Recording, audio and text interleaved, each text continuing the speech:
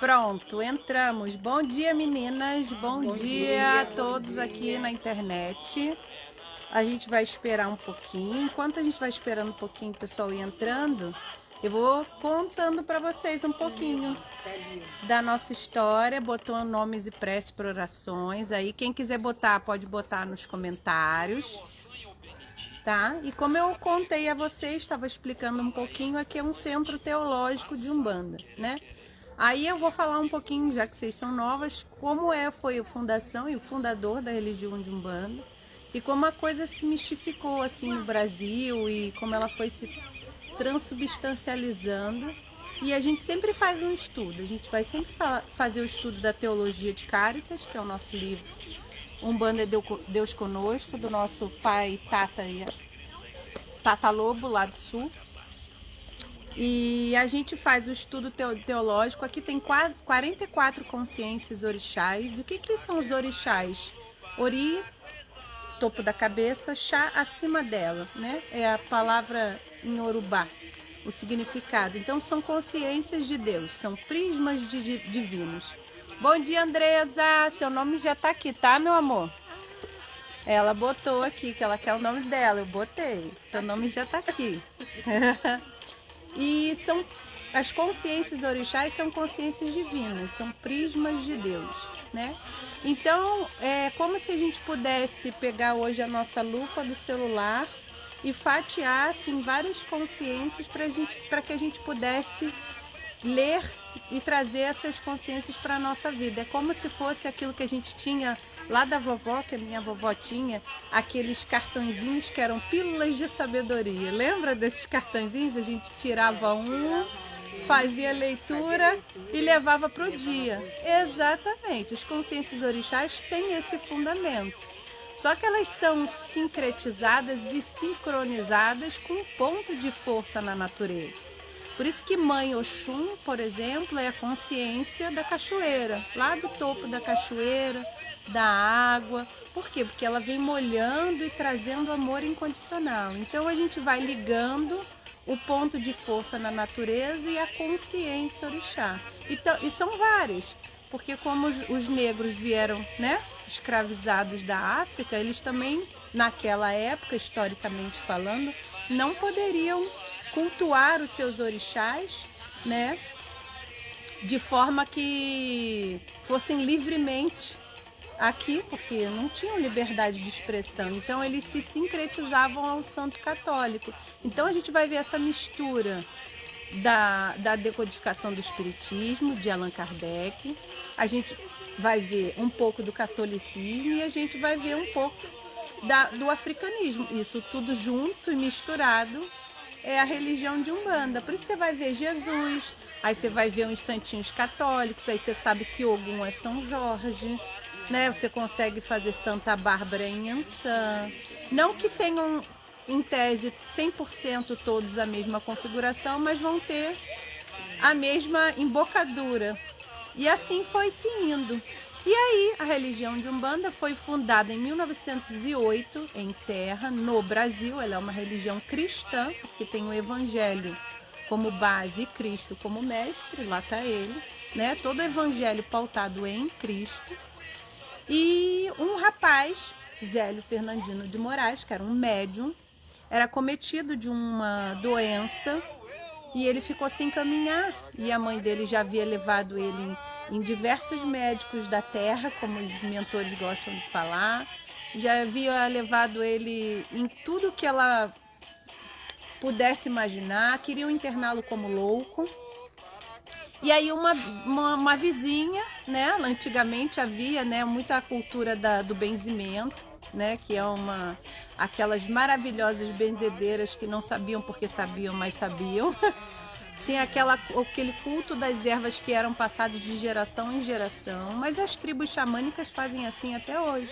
E a cultura iorubá é feita assim, passada por parábolas, por histórias, né? Você vê, porque fulano era casado com Beltrano e aí teve a guerra dos...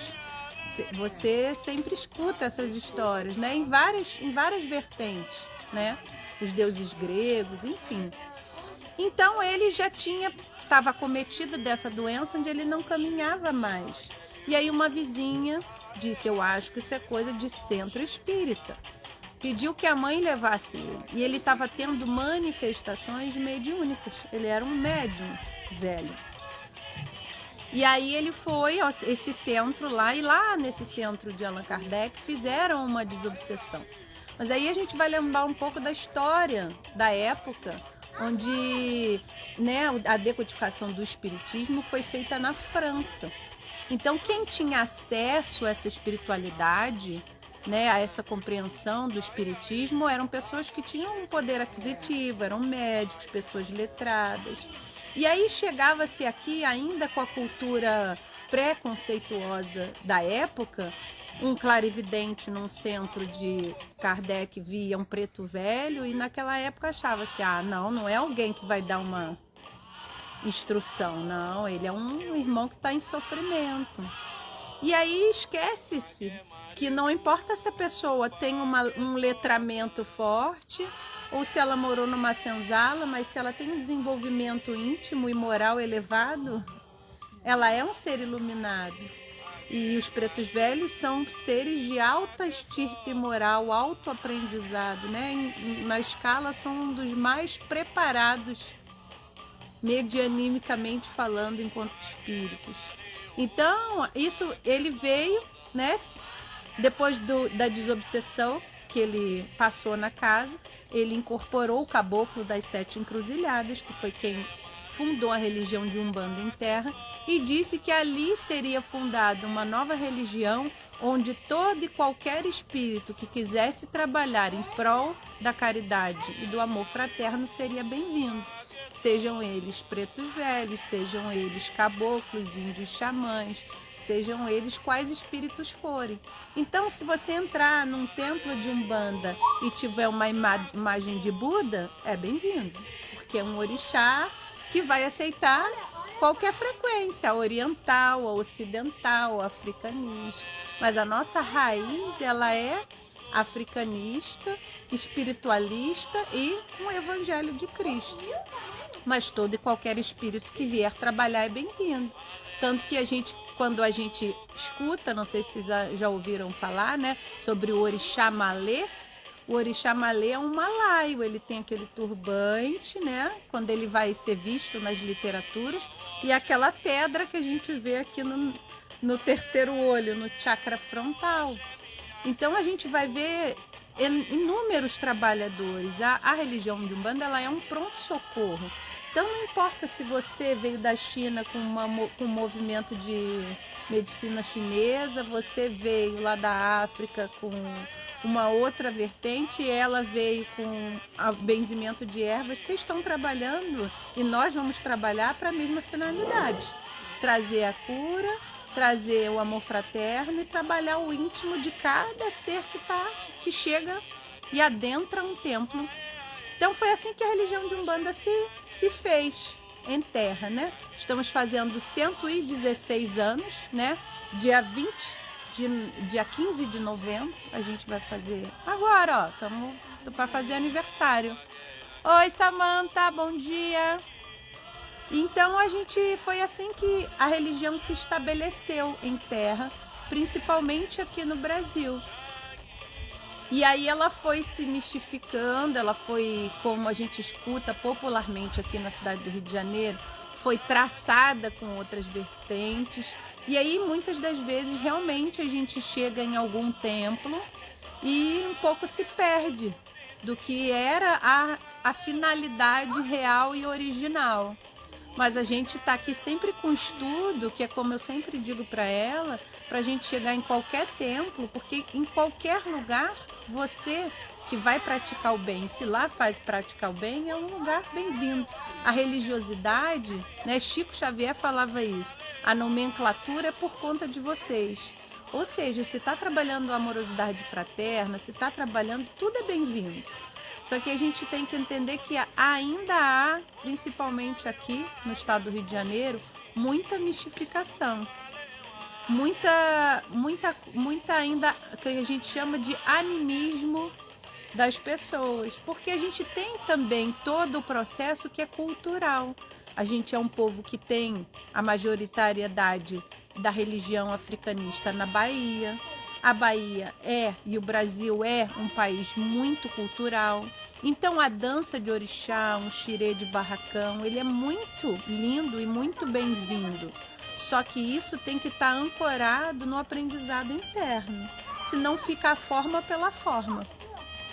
Entende? E aí o que a gente acaba observando é indo a lugares onde a forma é pela forma e se perdeu o trabalho da espiritualidade real. Não se há nada contra sobre o que a gente vê, mas sim em manter o real trabalho que é a cura íntima. A gente vem até um terreiro, um barracão, a gente vem trabalhar o nosso interno, a gente vem melhorar enquanto criatura. Qualquer religiosidade que seja e não faça essa função, ela está dissoante do processo que ela veio. Então é esse o movimento que eu sempre falo para ela. Você é livre para caminhar por onde quiser, mas tem que ter o entendimento de olhar e dizer, olha, isso aí está trabalhando Cristo. Qualquer coisa, façam essa avaliação. Se a pauta não for o Evangelho, ou seja, as palavras de Cristo, algo está errado. E ela não precisa ser dita só pela Bíblia, porque quando você chega lá e vê uma mãe lá trabalhando, fazendo a comida de santo, e aí você olha, vê amor, você está vendo fraternidade ali é a palavra de Cristo. Você vai dizer, sim, acho que aqui a gente tem que saber avaliar a espiritualidade e o axé. A gente fala sempre disso, o axé é energia. Tem o axé mundano, que é o axé da vida, e o axé divino, que é o axé de um barracão, de uma igreja, de um templo budista, ou seja, o axé de Deus. Então a gente tem que estar sempre, como Jesus falava, andando no mundo, mas não fazendo parte dele. A gente tem que sempre estar buscando sair no nosso coração. Pode deixar eles brincando. Criança no terreiro é sinal de casa feliz. Ainda mais soltando bolinha de sabão, vocês estão perdendo. E aí a gente tem que andar no mundo como Jesus falava, mas não fazer parte dele, ou seja, não tá no axé mundano, que é o pernicioso, que é entre onde eu vou e saio da missa, do barracão, de onde você quiser, e boto o pé lá fora e tô falando mal do meu colega, tô agindo na maledicência, tô sentindo raiva da irmã que fez aquilo que eu não gostei, tô criticando Beltrano porque não fez como eu queria. Então eu já tô toda contaminada. Então não adianta eu ir para um templo, eu botar roupa, eu fazer a deitada de santo, se eu não estou disposta a fazer o que a gente chama de reforma íntima. Então por isso a gente vai sempre prezar o estudo, porque o estudo ele vem antes do trabalho. Porque se a gente não começa a entender que nós somos responsáveis pela única coisa que nós vamos levar daqui, que é o espírito, porque todos nós aqui temos um único destino, vamos desencarnar, todos nós. Essa é a certeza que temos quando a gente nasce aqui, que a gente vai desencarnar. E aí te pergunto, de que forma você vai desencarnar? Porque se você desencarnar enferma, vai para o mundo espiritual enferma, não muda nada. Então eu tenho que viver uma vida compatível com a vida que eu quero ter depois que eu desencarnar. E se eu vivo uma vida que eu estou em axé mundano, eu com certeza vou desencarnar e vou para o umbral. E o umbral não é um inferno, como a gente ouve na Bíblia, é um estado de consciência. Se eu estou enferma, eu vou continuar enferma. Não é ninguém que vai me gerar isso, é eu mesma que vou estar onde eu me coloquei. Então a gente começa a entender o que a espiritualidade fala pra gente com reincidência. A gente começa a ler, a gente começa a estudar e começa a ir para qualquer lugar com o intuito de melhorar o nosso espírito. Esse sempre tem que ser o nosso intuito. Oi, dona Eliette, já botei seu nome também. Bom dia, Eduardo! Então hoje nós vamos fazer a leitura de 2 orixás, tá? Continuando o nosso estudo. Como eu falei, aqui são 44, mas na verdade nós temos 88 consciências que a gente estuda, a gente faz retiro, já passamos por todas elas. mas é importante que vocês tenham e fica gravado. Que aí eu acordo num bom dia, vou lá assistir, vou tomar minha pílula de sabedoria para que eu tente trabalhar sobre a consciência orixá. Então hoje nós vamos falar, vou baixar um pouquinho o som.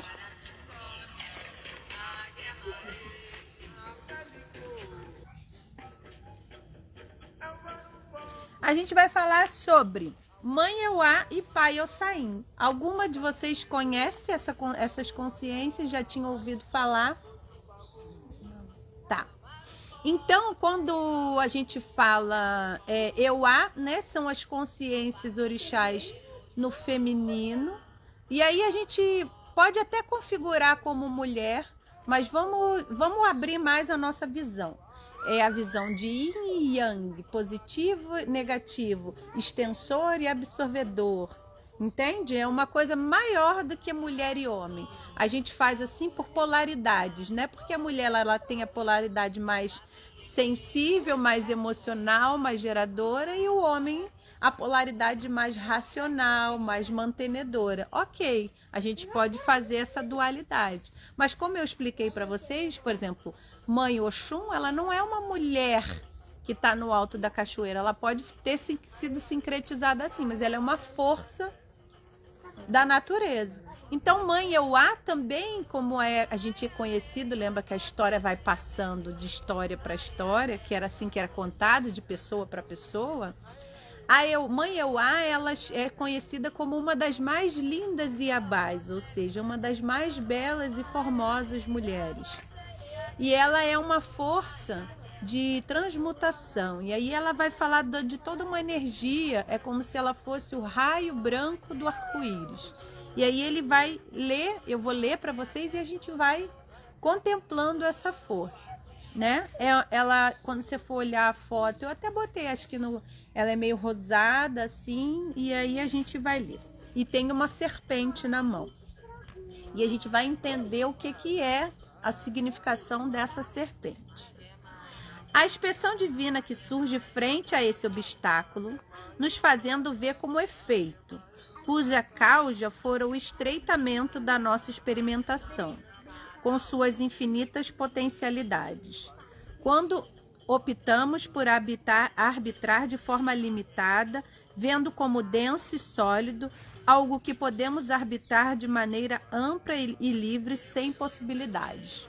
Aí a leitura parece um pouco difícil, a gente falando, não entendi nada. É assim mesmo, mas aí a gente vai explicando. Se eu sou a mais bela das iabás, na figura que aparece lá, uma mulher linda com uma serpente na mão, se eu sou linda na figura física, ele está querendo dizer aqui, quando ele vai começar a dizer, a ter um olhar mais colorido, um olhar mais lindo.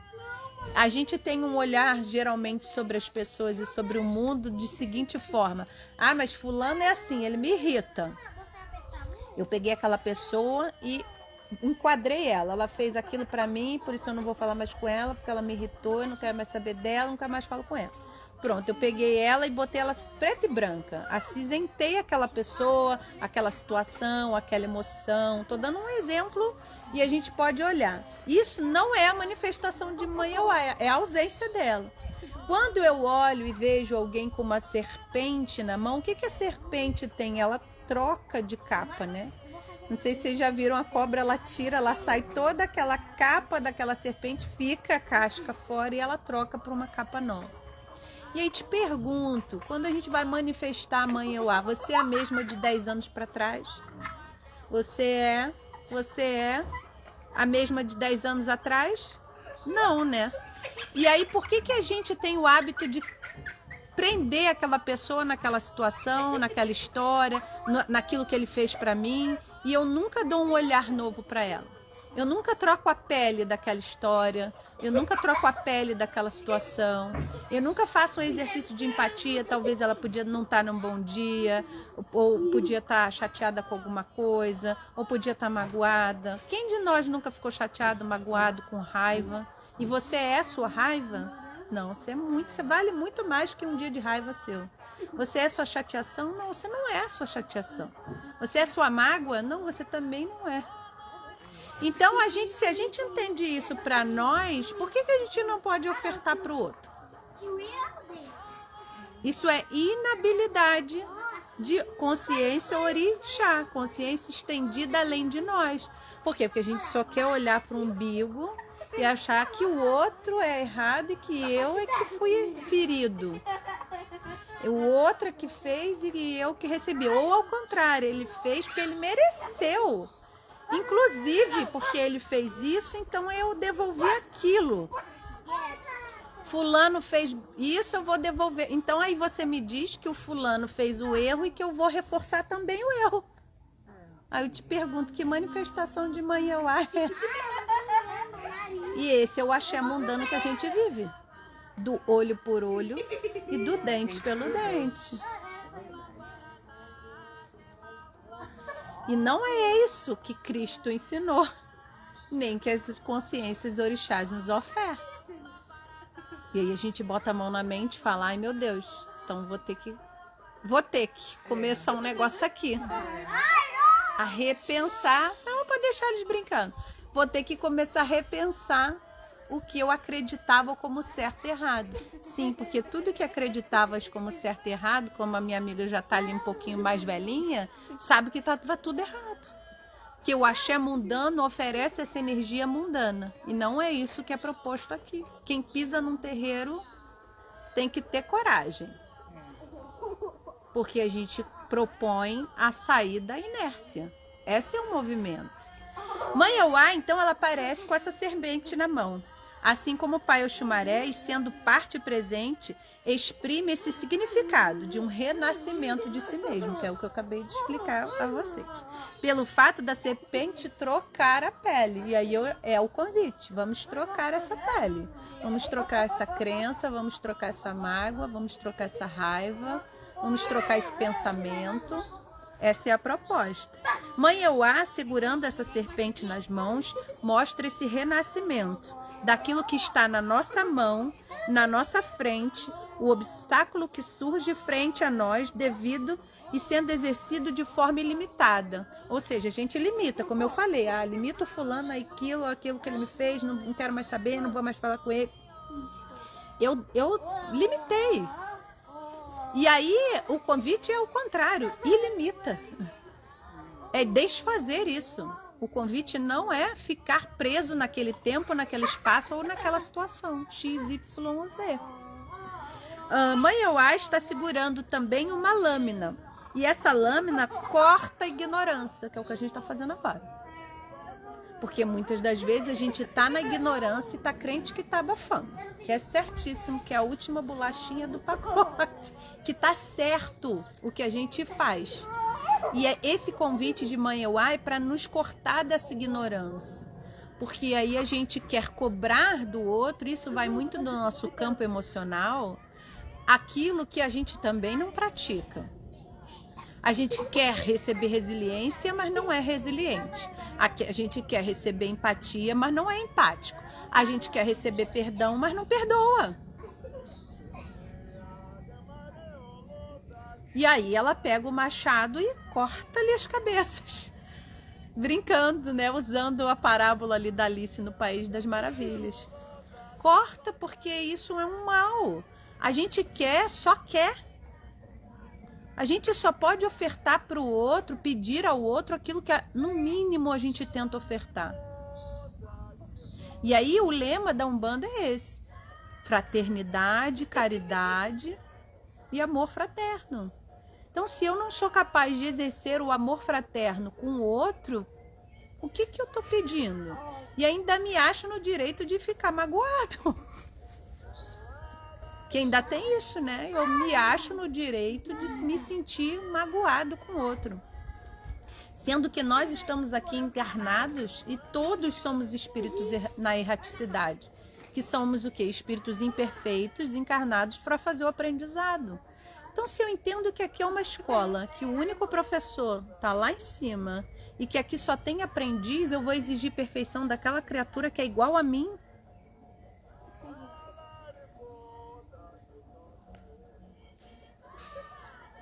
Não dá, né? E não é o que a gente faz?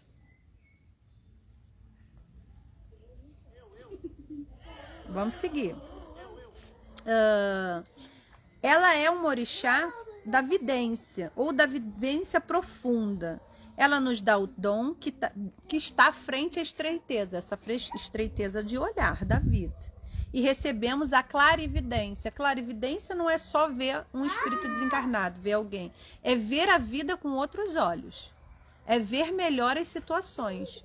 É ver que às vezes a gente bota um peso 100 para uma coisa que é 20. Bota uma dor 50 para uma coisa que é 10. A gente aumenta o troço num grau que não precisava. E a nossa vida fica muito mais sofrida, muito mais complicada, muito mais tudo. A gente mesmo, aí a gente vai no centro e fala, meu Deus, abre meus caminhos, pede a Exu para abrir meus caminhos. A Exu fala, pelo amor de Deus, trabalha, filha. Para de animosidade. Para de ficar com rancor, sua vida vai abrir o caminho. Só que foi se acostumado, principalmente aqui, a barganhar com a espiritualidade. Onde a espiritualidade me serve e eu não tenho que fazer nada. Oi? Não, a espiritualidade vem ajudar você a florescer o seu espírito, porque ela já é muito mais na frente que nós. Eles vêm em terra nos ajudar, então a gente tem que ajoelhar e pedir amém. Obrigada por essa oportunidade que nós temos de estar florescendo com alguém que nos auxilia. Quem não quer uma mentoria? E a minha mãe, que está aí, né? Sempre está me assistindo, porque toda mãe tem sua mãe, minha mãe lá do sul, sempre nos alertou. Se tu não floresce quando tu desencarna, o teu mentor continua trabalhando. Os mentores continuam trabalhando. Se ele vê que você não quer ajuda, vai ficar onde estava, ele segue trabalhando. Não existe isso de, meu guia, ele não é um cachorro. Ele é um mentor espiritual, é um professor. Se você quiser aprender, ele vai te ensinar. Se você não quer, o que ele vai fazer? Deus nos deu a lei chamada livre-arbítrio. Se a gente não exerce com inteligência o livre-arbítrio, a gente está fadado ao fracasso. E a gente desencarna, volta para o umbral e o mentor vai pegar outra pessoa que queira estudar. É assim que funciona. Então não faz nenhum sentido a gente chegar em qualquer ritualística ou religiosidade e pedir. E quando não for atendido, achar que está sendo injustiçado. Isso é uma visão completamente distorcida da espiritualidade. Até porque os mentores, e cada uma de vocês tem um mentor espiritual de vocês, vão dar aquilo que vocês precisam para a encarnação, para o florescimento do espírito. Não o que vocês acham que merecem. Porque às vezes o que você quer não é o que você pode receber. Porque o seu espírito ainda precisa passar por algum processo. E aí, ao invés da gente dizer, o que eu ainda não aprendi? Que é a visão de mãe eu falo, poxa, tudo acontece comigo? Não é assim que a gente fala? A gente esbraveja contra Deus o tempo inteiro. Não é possível, caramba, faço tudo certo. A gente tem essa visão. Em muitos lugares. No relacionamento, no nosso emprego. A gente tem um emprego e diz que é ruim. A gente tem um filho saudável, reclama que ele não obedece. A gente está sempre praguejando para negatividade. Aí a gente volta lá para Papai Exu, que é o primeiro, o orixá primeiro. Por quê? Porque ele esgota toda essa negatividade que a gente pisa dentro de um terreiro. E aí é preciso entender isso, que o ser negativo, me jogaram, não é assim que falam, um olho gordo, um trabalho para mim. Aí a gente adentra do terreiro e diz... Exu diz a você, o seu trabalho negativo é sua mente, é você mesmo. Você é o seu próprio carrego. Às vezes tem irmãos afins? Tem, mas os irmãos afins que ficam com a gente são fruto da nossa própria brecha, porque os irmãos só pareiam, é igual o Bluetooth, com a mesma sintonia. Então se você está com um irmão pesado perto de você, é porque você é pesado.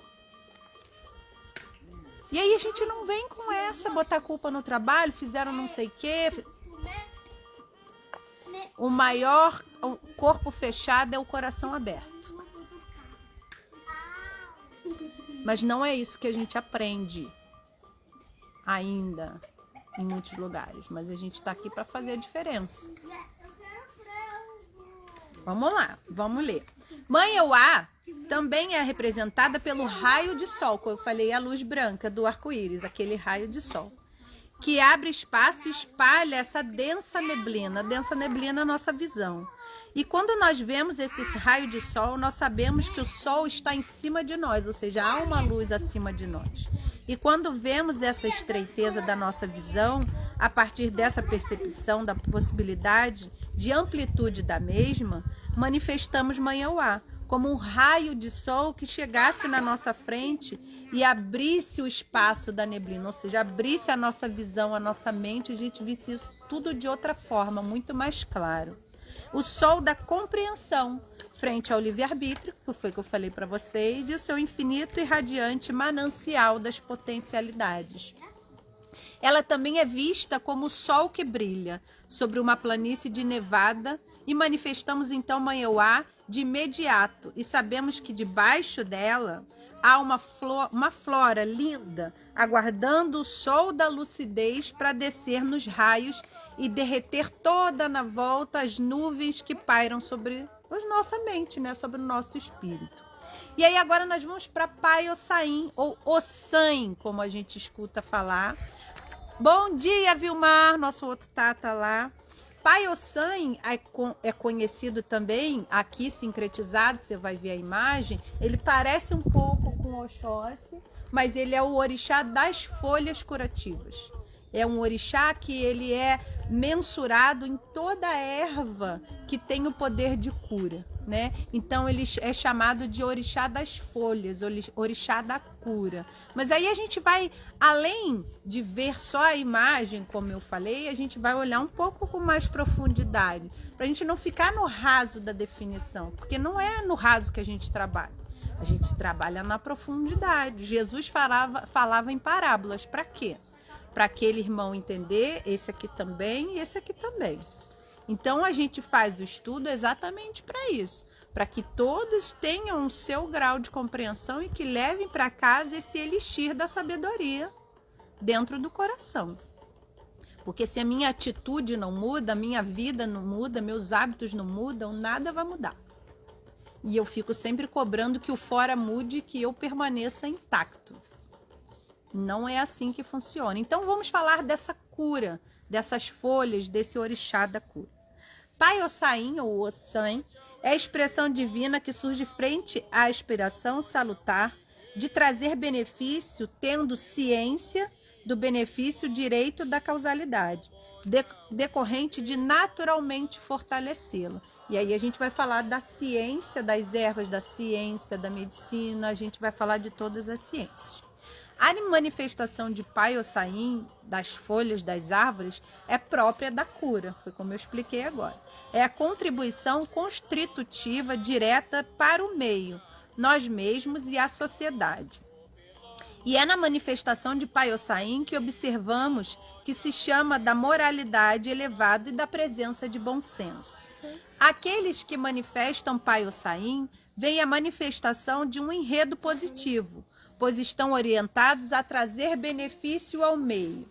Aí percebem comigo, se eu estou manifestando Pai Ossain, se eu estou quer ver o que aconteceu, vai lá, pergunta a ele. Se está manifestando, a gente está manifestando Pai Ossain, que é esse orixá da cura, e aí a cura ela não vem só da medicina, ela vem também da nossa consciência, ela também vem dos nossos hábitos, porque não adianta nada eu tomar, por exemplo, um remédio de pressão e ficar sempre estressado. Eu não estou ainda entendendo que a minha cura também está no meu estado de espírito. Porque eu também sou responsável pela minha pressão alta. Não é só o sal da comida que também tem que ser observado. Mas eu sei também que muitas das causas das minhas mazelas físicas advêm do meu psicoemocional. Então eu não estou agindo com a ciência, com o Pai Ossain, se eu vou tomar o meu remédio, mas eu não vou ficar mais calmo. Eu não vou mudar o meu hábito psíquico da mente. E aí eu começo a entender de que cura Pai Ossain está falando através das folhas dessa medicina. A partir então desse espectro, dessa visão, nossas reações à causalidade negativa, direcionada a nós ou aos outros, é sempre positiva, é o que eu estou acabando de falar, justamente devido à indiferença quanto ao conteúdo advindo do mundo, já que nós encontramos ancorados na base a dimensão da positividade interna, que é a aspiração salutar orientada a trazer benefício. Como é que eu tenho uma orientação salutar orientada a trazer benefício? Por exemplo, ela se entristeceu com alguma coisa. Se eu me entristecer também, serão duas tristes. Então, eu vou e atendo ela para que ela volte a ficar feliz. Não que eu fique triste também. E não é assim que a gente faz no mundo. Isso é manifestação de cura. Ou seja, então nada que vai vir de fora vai alterar o que está dentro. E aí a gente tem um péssimo hábito de dizer, ah, mas a Amanda, ela me irrita. Não, eu me irrito com ela. A irritabilidade é minha e só minha. E eu tenho o livre-arbítrio de escolher não me irritar. Se eu me irrito com a coisa X, Y, Z, é porque eu tenho inabilidade de olhar aquilo com positividade. A inabilidade é minha. E aí a gente vem num centro e pede cura. E os mentores nos dão, com carinho, fé, alegria, curas inimagináveis. Tá aí minha amiga que o diga, né? A gente, bom, como ela, a gente já viu várias. E a gente agradece de joelho a oportunidade que Deus nos dá de pular uma etapa enorme que a gente nem imaginava que ia passar por benefício da espiritualidade. Porque eles são muito benéficos com a gente. Mas a gente não está disposto a se modificar, a contribuir com esse benefício. Não, a gente tem que estar disposto a contribuir com esse benefício. Porque senão, qual é a nossa parte? É como eu falei, o espírito ele é imortal. A gente vai continuar com o espírito enfermo quando largar essa carne, porque essa carne é transitória para todos nós. E o espírito, que é imortal, ele vai permanecer enfermiço. Esse trabalho, o guia ele pode te auxiliar, mas ele não pode fazer por você. O florescimento do seu espírito é seu, é dela, é meu. A gente veio aqui para fazer isso. E quando a gente tem ajuda, poxa, aí sim. Tem sempre alguém dizendo, ó, não tá legal, vamos, caminha, ora mais. Se eu tenho uma irritabilidade muito alta, eu tenho que entender por que tudo é tão cinza para mim. Ah, então ainda não tenho habilidade, eu fico irritada. Tá, todo mundo fica, porque todo mundo somos humanos. Mas eu vou começar a desenvolver. Ao invés de eu responder, eu vou beber um copo d'água. Chico ensinava isso. Vais dar uma resposta ferina sem necessidade, enche a boca d'água e fica 1 minuto com a boca cheia de água. Por quê? Porque aí a emoção vai passar, a raiva vai descer. Aí você vai dizer, graças a Deus, meu pai, que da minha boca não saiu fel. Eu não fui a pessoa que ofertou fel. Eu vou ofertar cura.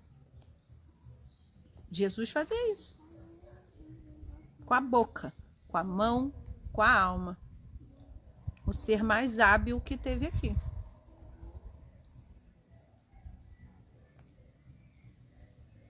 Então, esse é o trabalho que a gente tem que fazer. Né? Ele fala, eu não vim pelos curados, eu vim pelos doentes. E a gente tem que entender que os doentes convalescentes somos nós. Então, vamos lá. Pai Ossain é o pai orixá das folhas, como eu falei. Se você cortar uma folha da árvore, outra nasce. Ela está conectada ao sol, à árvore, ela não está isolada ao meio. Então, ela existe para dar vida ao todo, à árvore.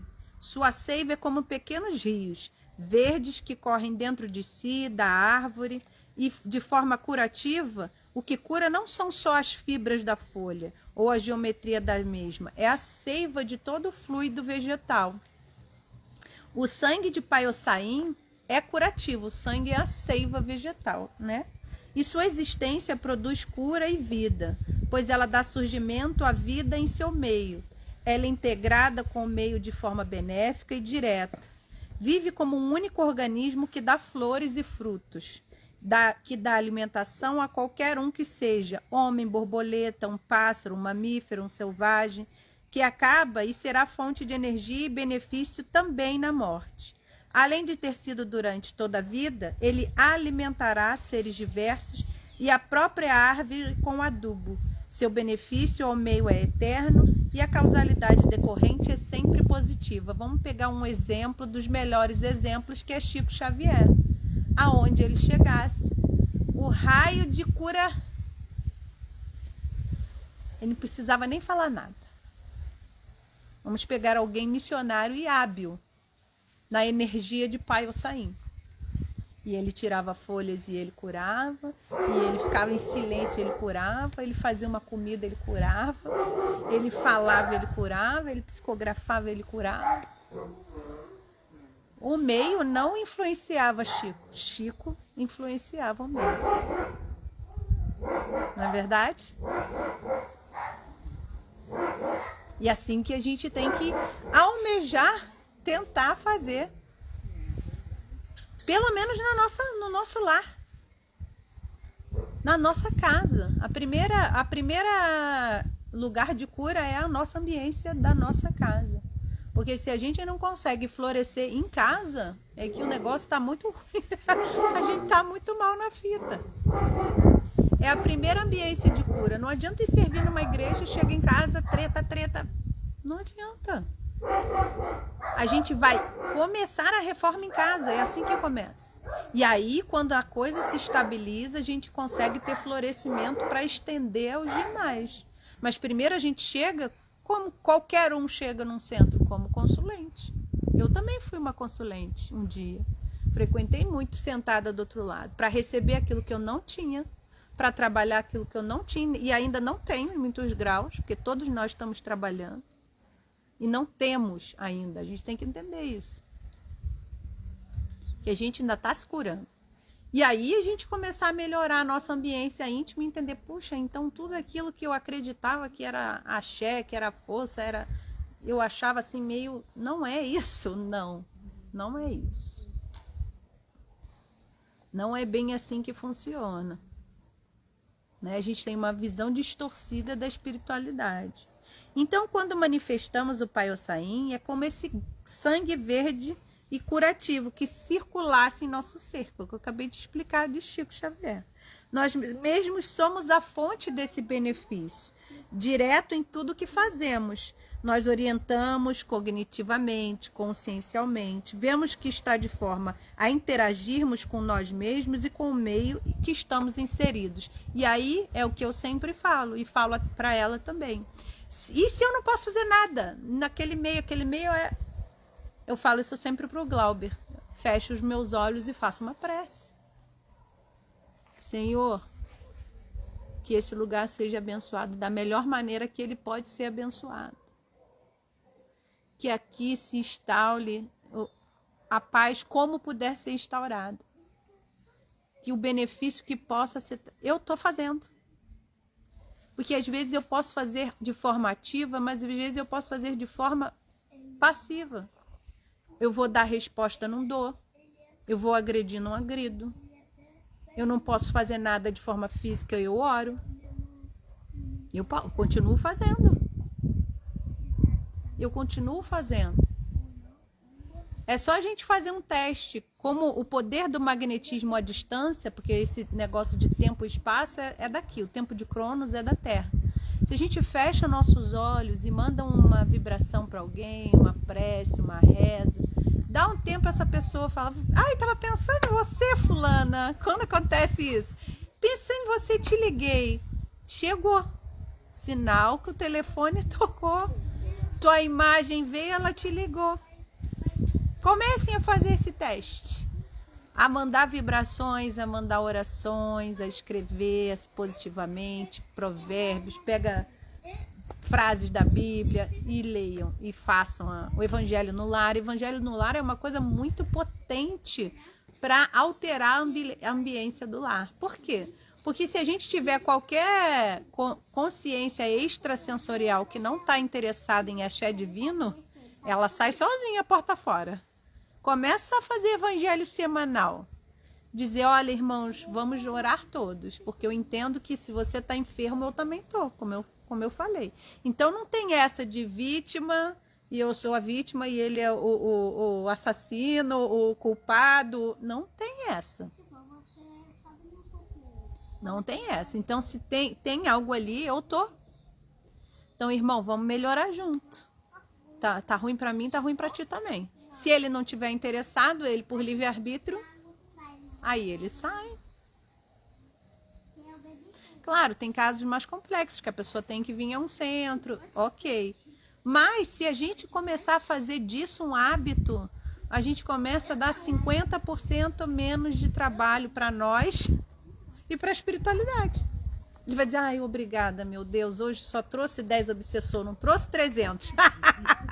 Se eles pudessem falar pra gente, ai, hoje só veio com 10, não veio com 500, que bom. Fazendo uma brincadeira, né? Porque eles estão sempre prontos a servir, eles não fazem essa distinção, somos todos irmãos, né? Quantas vezes a gente não se obsedia? É só uma brincadeira para vocês entenderem. Mas a gente dá menos trabalho. Sim. A gente passa a ser menos trabalhoso para nós, para quem está na nossa volta e para a espiritualidade. Então então vamos fechar. Essa aspiração salutar é orientada a trazer esse benefício direto ou indireto, como eu falei. Uma prece é um benefício indireto. O pano de fundo de toda e qualquer positividade do ser e de suas ações positivas e de hábitos positivos, consequentemente de toda a causalidade positiva que esteja relacionada. A aspiração benéfica é que traz a relacionalidade benéfica da nossa existência. Então, ficamos aqui com o estudo Orixá. Eu espero que vocês tenham entendido assim, gostado. Gostaram? Eu gostei. Que bom. Então, o que a gente vai fazer agora, antes da gente ir para o trabalho? A gente vai ler as preces. Eu vou ler os nomes que estão aqui. E eu vou pedir a vocês que vocês vão rezando. A Amanda já sabe. Vou pegar os nomes da semana passada também, porque teve alguns que entrou depois, para que as pessoas não se percam. Vocês que estão aí no online, se quiserem deixar a água na cabeceira, para que os mentores possam fluidificar as águas e vocês beberem depois.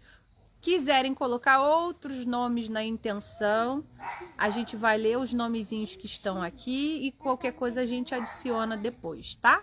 Então, muito obrigada pelo estudo de hoje. A gente sabe que a gente só vai florescer se a gente mudar o nosso consciencial, o nosso espírito, a forma com que a gente age. E então a gente agora vai ler, espero que vocês rezem comigo aí os Pai Nossos, e a gente vai ler o nome aqui no caderno de prece e orações. Então puxa aí para mim, Amanda. A gente vai repetir vários Pai Nossos até acabar todos os nomes, tá bom? Pai Nosso, Sofia Albuquerque Tonera, Yasmin Albuquerque Tonera, Robson Valentini Tonera, Rayane Albuquerque Tonera, Tiffany Cardoso Albuquerque, Rosilene Cardoso Miranda, Rosemary Cardoso Albuquerque, Juliana Pinheiro, Pedro Roberto Tonera, Maria Cristina Valentini Tonera, Anne Valentini Tonera, Arlisson Valentini Tonera, Luiz Alberto de Souza Albuquerque, Otávio Alexandre Farias, Heitor Albuquerque Farias, Ana Cláudia Souza, Merlin de Conceição Bernardes, Daniela da Conceição Bernardes, Carlos Mendonça Mota, Jorge da Lima Bernardes, João Soares, Tatiana Toches, Kaique Soares, Melanie Marim, Mari Marim, Alisson Soares, Andresa Figueiredo Alves, Elânio Pereira Gomes, Marline da Conceição Bernardes, Daniela da Conceição Bernardes, Maria Flor Bernardes Guimarães, Antônio Eugênio da Torres Alves, Hermes Duarte Alves, Maria da Conceição Moraes Bernardes, Marcelo Álvares Dores, Jussiara Conceição, Adelberto Quintanilha, Luísa Helena Gomes da Silva, Caroline Gomes da Silva, Luiz Roberto Nascimento da Silva, Amanda Guiar Lemos, Lucas Mendes de Aguiar, Glauber Mendes dos Santos, Etelvina Mendes dos Santos, Jebas Santos Lemos, Elisete Pereira de Aguiar, assim na terra como no céu. Márcio Luiz dos Santos Amorim, Gisele Figueiredo, Maria Fernanda Coutinho Luciano e Daniele Fernandes Amado. Não os deixeis cair em tentação, mas livrai-nos do mal. Amém. Pai nosso que estais nos céus, santificado seja o vosso nome. Venha a nós o vosso reino. Seja feita a vossa vontade, assim na terra como no céu. O pão nosso de cada dia nos dai hoje. Perdoai as nossas ofensas, assim como nós perdoamos a quem nos tem ofendido. E não nos deixeis cair em tentação, mas livrai-nos do mal. Amém. Estamos e estaremos sempre reunidos em nome de Deus, Pai, Filho e Espírito Santo. Amém. Lembrando no dia de hoje, que o dia de hoje é dia 2, dia de finados, e que a gente não vá visitar os nossos túmulos, porque às vezes as pessoas têm o hábito e não há nenhum problema em visitar, em fazer uma prece, mas que a gente não precise só do dia 2 para ir lá. A gente pode mandar uma prece e a gente sabe que a prece para o irmão desencarnado, ela chega em forma de acalento, em medicamento, em flores, em carinho, a mensagem chega. Então que a gente não precise só do dia de finados para mandar os nossos bons pensamentos, porque a gente tem que entender que a saudade ela pode existir e vai existir, é sinal de amor. Agora, a tristeza não, mediante que a vida é eterna e um dia nós vamos nos encontrar. É só uma questão de dimensão. Então, que a gente não perca esse cuidado e não deixe só esse cuidado aos nossos parentes amados que já foram antes de nós, só para o dia 2, que a gente mande fluidos para eles, né? O tempo todo. Bateu aquela saudade, eu tenho uma tradição na minha casa, tá? Eu vou contar para vocês, vou revelar aqui também na internet. As minhas avós são desencarnadas e elas adoravam bolo com café, cada uma um bolo. Mas a mãe do meu pai, então, era seca num bolo com café, adorava um bolinho. E eu, no dia do aniversário dela, eu faço o bolo com café e a gente come, canta parabéns e dá risada, porque ela era alegre, por que eu serei triste? E aí a gente canta pra ela, manda beijo, minhas filhas dão risada, vamos fazer o bolo da Bisa Lourdes, elas falam assim. E a gente celebra com alegria. Faz aquilo, dá o doce, faz aquilo em que o coração do outro era florescido. Sinto saudade? Sentiremos saudade. Sinal de que o amor ele é eterno, para além do corpo físico. Mas mandemos e emanemos boas vibrações para aqueles que nos esperam, né? Combinado? Um beijo, fiquem com Deus e um ótimo final de semana. Tchau, tchau!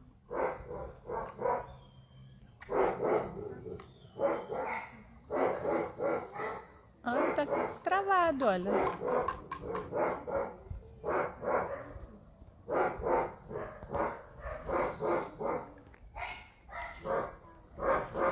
Não sei o que tá acontecendo aqui, ó. Ah, não,